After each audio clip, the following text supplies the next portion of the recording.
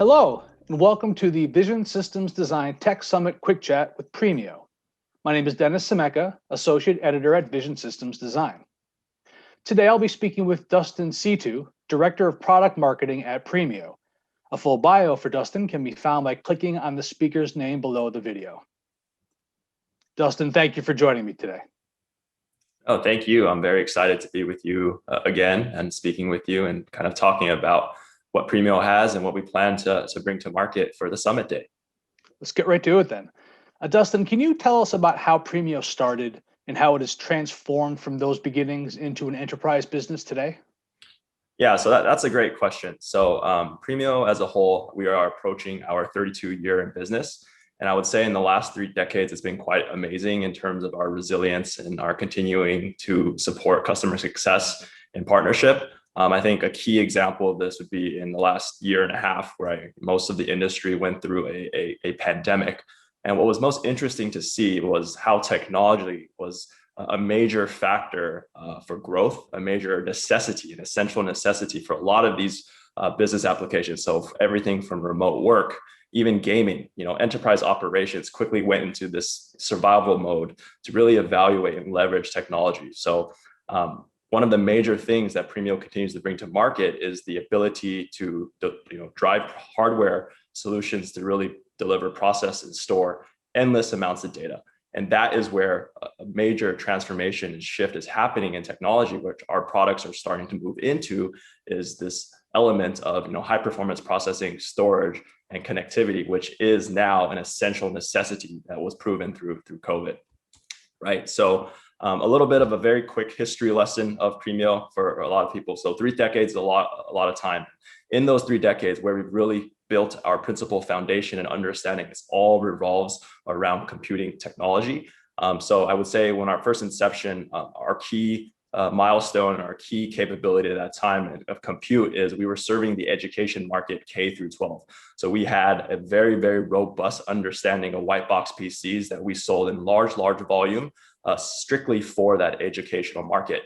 But the resilience of that as well, and as the commodity of the PC market kind of took a turn, we also had to kind of improvise and become more adaptable and really kind of figure out a way to really serve our customers. So we really built a foundation and transformed our business model and our infrastructure to deliver what's called today, right, EMS, or it's electronic manufacturing services. And in that, we really build a robust manufacturing system integration all the way from component all the way to system level L10 integration in the United States, which is becoming a very major asset for Premio today. So present day today, taking our knowledge of computing architecture, taking our manufacturing scale, we are headquartered in the United States, and we have a pretty robust team of engineers, manufacturing teams that really help our customers go to market, but really help our customers excel into certain business enterprise applications that they're deploying our products into. What are some of Premio's core capabilities in terms of technologies? Yeah, so this is a very great question as well. So very directly, specifically, our core strength, our core capabilities really focuses on x86 embedded computing solutions that range from ruggedized type of embedded computers, even now edge computers, industrial touch displays, and then on the high end, server and storage, high performance things for the cloud. But to be very specific and kind of to let the audience know where Premio has their strength, is that core capability is really in the engineering.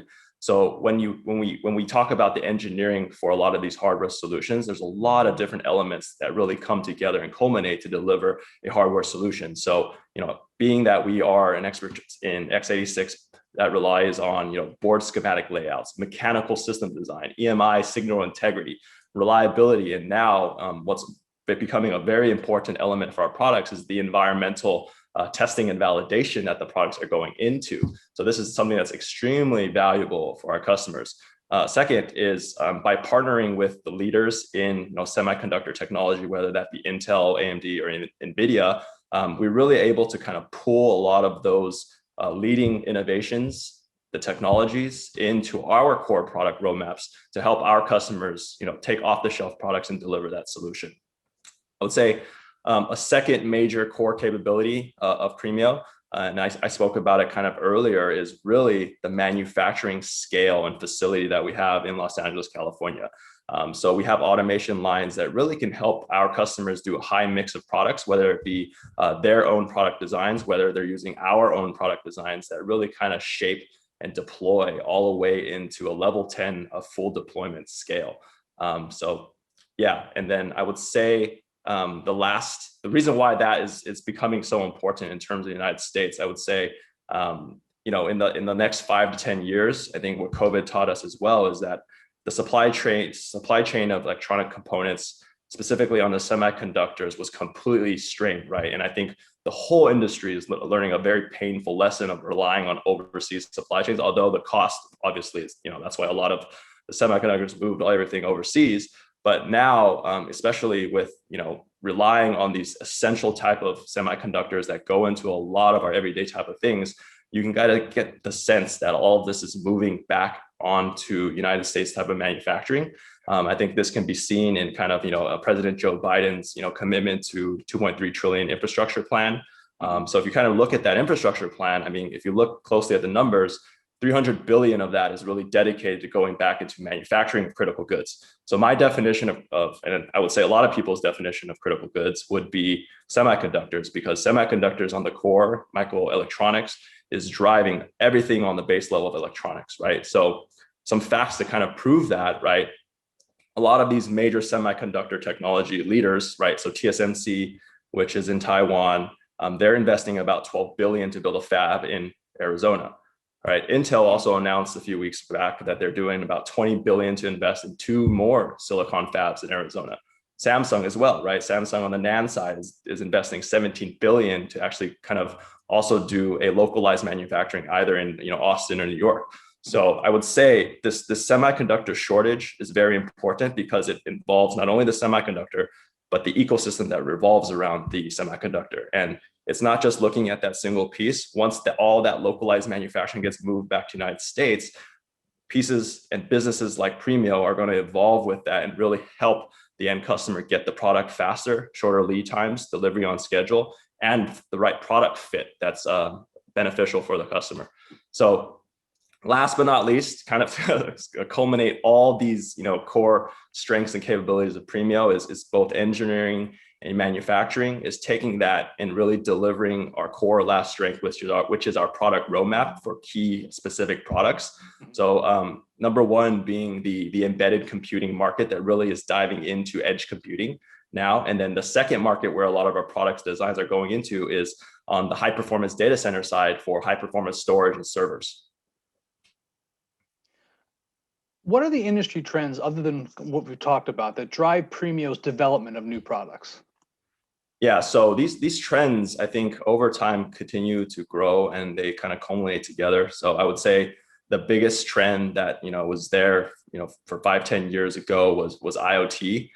So most people and most thought leaders really are starting to discuss IoT and true value of IoT. Before it was about IoT had all these things, this data, all this data was important, but now I would say that the thought leadership has changed a little bit. It's about now IoT is really the investment into deploying all these devices that now have data that you need to aggregate, but really turn it into a level of intelligence, right?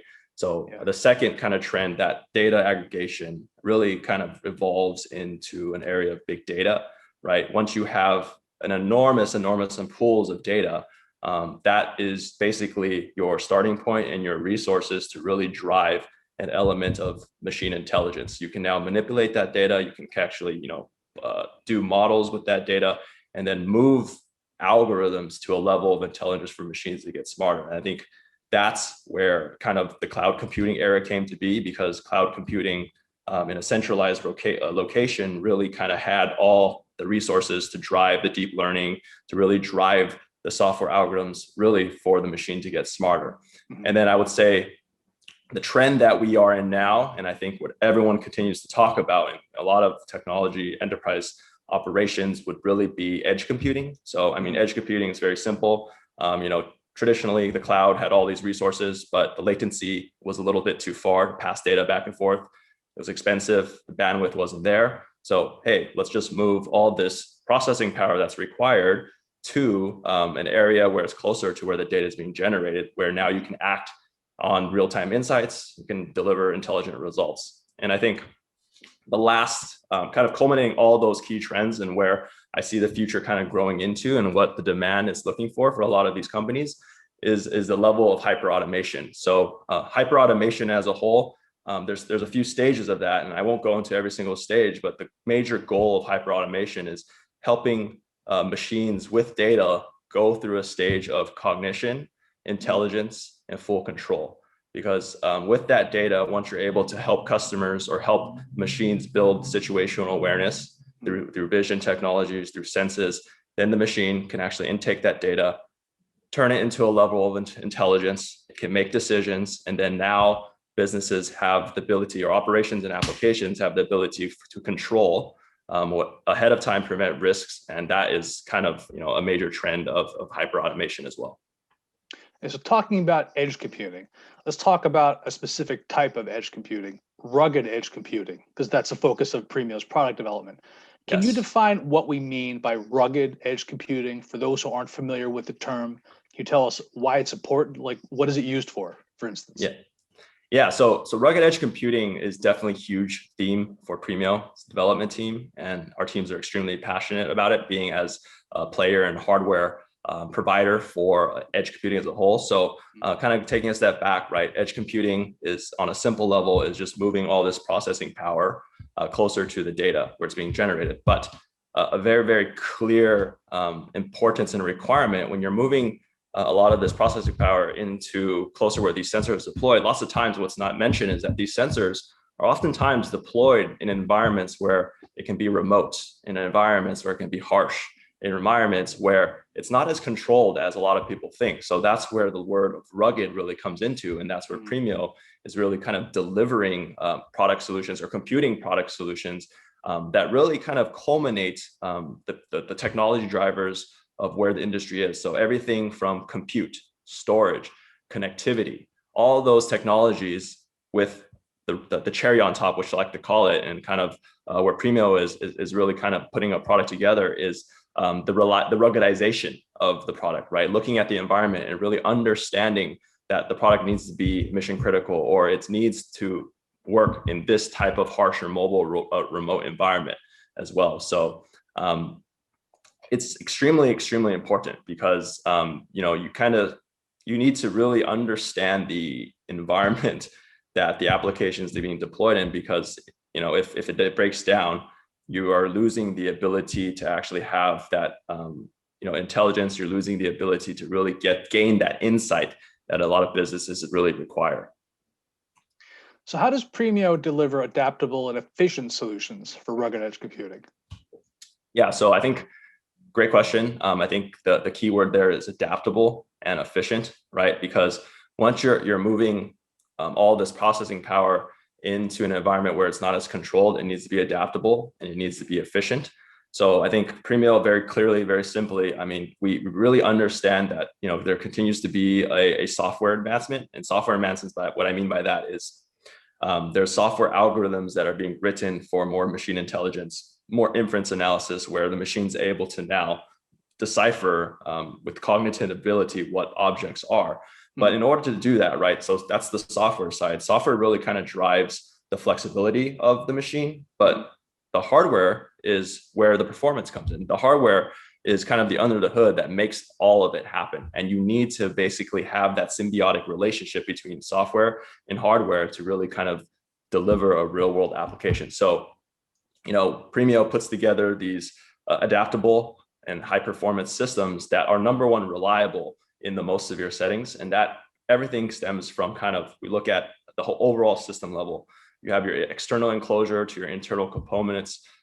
Everything gets run by and puts together through a validation through our mechanical and thermal engineering teams, and to really, really understand the customer's environment, whether it can be in environmental issues such as vibration, shocking vibration, severe temperatures, moisture and dirt. So the major goal is really to eliminate any downtime possibility and deliver mission critical computing solutions that can operate 24/7. One solution that kind of paints the picture of an adaptable and efficient solution for the rugged edge specifically, or edge computing, is what we are bringing to the Summit Day and what we are bringing to the market and what we have defined as a rugged edge computer. And that name of our product is defined as an AI edge computer. So the kind of a backstory behind this product and how it came to market is that I remember very early on when edge computing was starting to kind of pick up traction, in a lot of our discussions with our OEM customers and a lot of discussions with our customer applications, there was not a clear message. And it was very interesting because depending on the customer, some customers required, oh, I don't care about any type of GPU power for inference. I just need all high performance storage. But on the flip side of that, you had customers also saying, no, I need high performance storage and GPU. So instead of kind of, rushing into the market with what the customer is wanting with kind of a dangly shiny object, I think what we always kind of do is take a step back and we kind of evaluate what truly is a marketable solution or a solution that can really help our customers succeed. And in this AI edge computer is we basically modularized our initial hardware design. So what we, in a very simple way, and I think you'll see the products in the marketing collateral in the Summit Day, is we've basically modularized an industrial fanless PC on its own. So it still maintains all of the high performance socketed, CPU performance needed, still ruggedized, still fanless design. But we've introduced into our AI edge computers what we're calling performance accelerators, but in other words, we're calling it our edge boost nodes.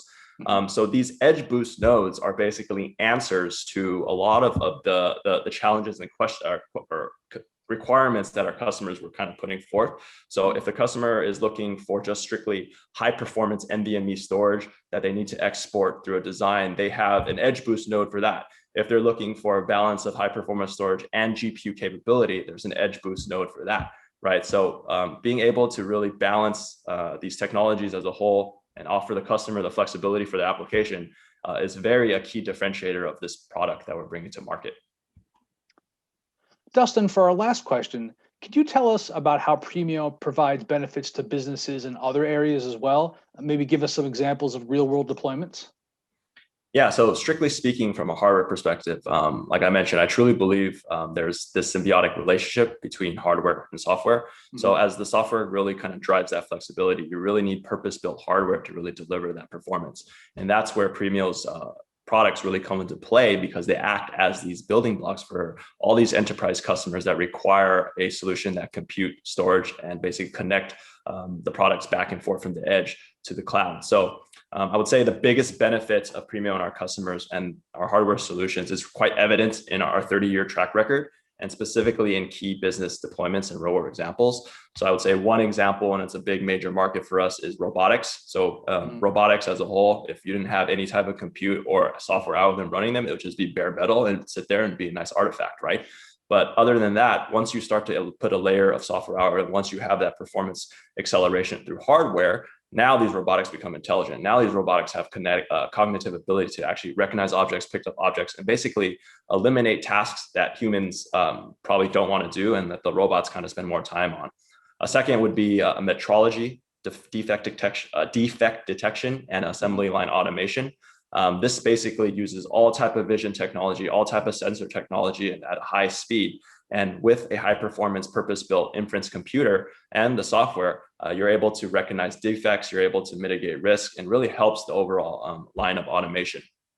Another would be natural detection or natural disaster detection. You could imagine in this environment, it's outdoors, it's very rugged. So one of the main driving principles of this is that they need an extremely reliable computer that can still maintain its reliability in an outdoor environment and in a very mission critical type of application, because it's a natural disaster. You really want to kind of have that ahead of time. And then a last major business real world deployment would be in vehicle mentioning of data telematics and management. So as a lot of these autonomous type of commercial vehicles are running their test driving miles, they need a rugged edge computer to really manage the data telematics that gets passed back and forth from the data hub to the truck itself while it's moving autonomously. Sorry. Dustin, thank you again for your time today. Very interesting conversation. No, thank you. I appreciate all the insightful questions, and I'm helpful that we can bring some interesting topics to the summit day. Just a reminder to our audience that today's session will be available here within the 2021 Vision Systems Design Tech Summit platform for the next 30 days. Now, on behalf of Vision Systems Design and our sponsor Premio, we would like to thank you for joining us today.